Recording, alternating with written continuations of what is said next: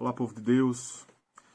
Efésios capítulo 4, versos 1 a 3, nos diz o seguinte: Rogo-vos, pois eu, preso do Senhor, que andeis como é digno da vocação com que fostes chamados, com toda a humildade, mansidão, longanimidade, suportando-vos uns aos outros em amor, procurando guardar a unidade do Espírito pelo vínculo da paz, meus irmãos. Como se percebe nesse texto aqui, Paulo está nos passando alguns, vamos dizer, princípios que são extremamente importantes para que os crentes possam viver de um modo digno.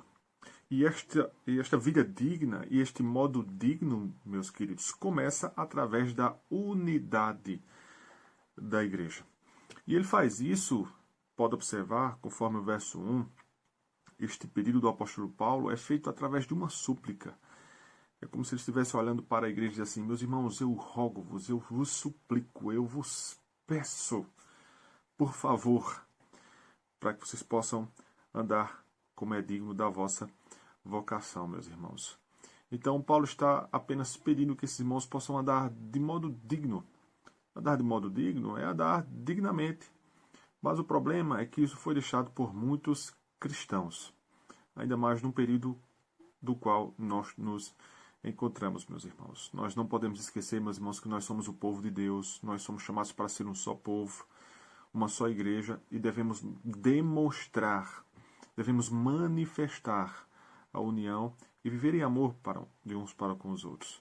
E porque somos chamados para ser um povo santo, é óbvio que devemos manifestar esta pureza e santidade para aqueles que estão de fora da igreja, meus irmãos.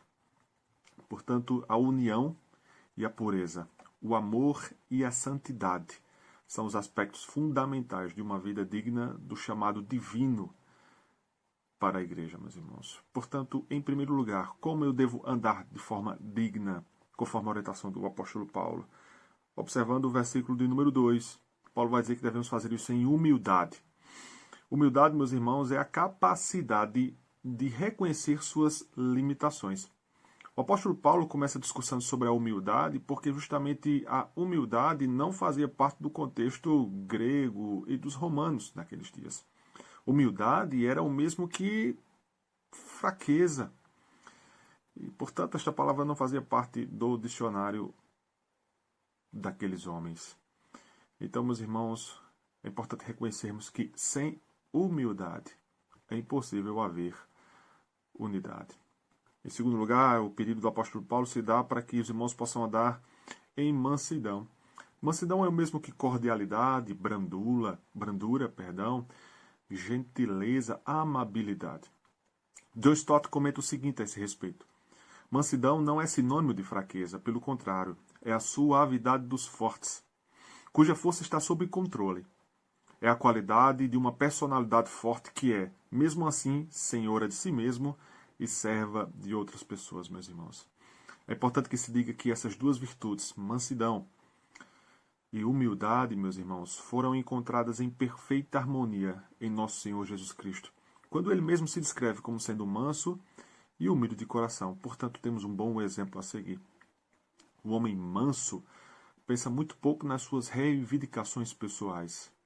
O homem humilde pensa muito pouco nos seus méritos pessoais.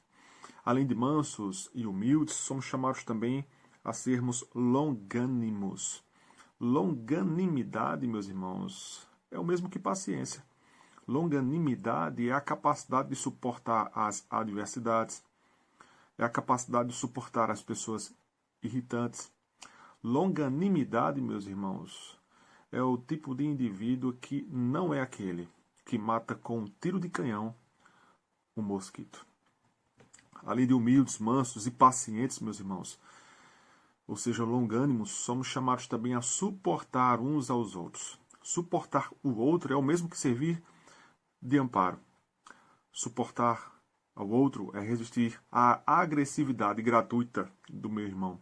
Suportar aos outros ou ao próximo, meus irmãos, é resistir à tentação de responder com a mesma moeda.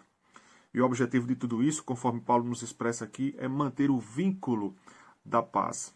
Este é o propósito pelo qual nós devemos andar de forma digna, mansidão, humildade, longanimidade, suportando-vos em amor, pois o objetivo é manter a unidade. Foi para isso que Deus nos chamou, para vivermos em unidade, meus irmãos. Portanto, eu não posso me opor à obra do Espírito, que deseja que a igreja esteja unida.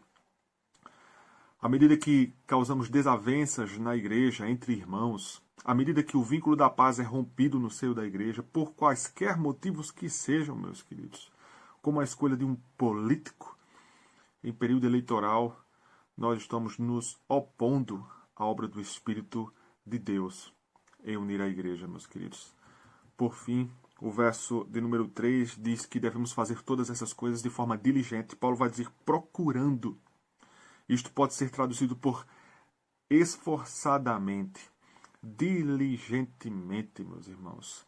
Este é o esforço que devemos manter nesta empreitada de manter a unidade, queridos. Fiquemos com esta breve meditação. Que Deus nos abençoe, ainda mais nesse período eleitoral, a fim de que possamos aplicar e viver estes princípios aplicados e ensinados por Paulo, amando ao meu irmão, ainda que ele tenha preferências diferentes das minhas, para que assim a unidade da igreja seja absolutamente mantida. Que Deus os abençoe, meus irmãos.